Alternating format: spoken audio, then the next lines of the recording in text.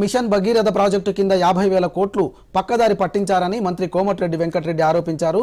నల్గొండ జిల్లాలో కొత్తగా 1 ఎకరా అయినా సాగులో వచ్చినట్లయితే తాను రాజీనామా చేస్తానని అన్నారు. బీఆర్ఎస్ పాలనలో నీళ్లు, విద్యుత్ ఇవ్వలేదని, కూలిపోయే ప్రాజెక్టులు కట్టారని విమర్శించారు. బీఆర్ఎస్ హయాంలో గరిష్టంగా 14 గంటల కరెంటు మాత్రమే వచ్చేదని విమర్శించారు.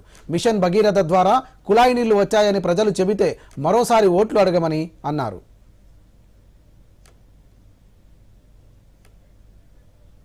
తెలంగాణ ఉచితంగా మొత్తంగా నష్టపోయింది మొట్టమొదట నల్గొండ జిల్లా సార్.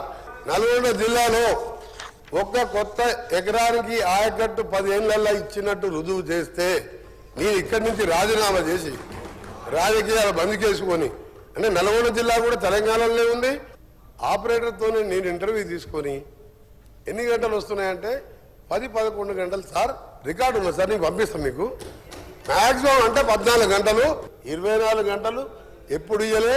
5 ఏళ్ళు ఎమ్మెల్యేగా ఉన్నా, 5 ఏళ్ళు ఎంపీగా ఉన్నా, 1000 గ్రామాలు తిరిగినా దాన్ని విత్డ్రా చేసుకోవాలి.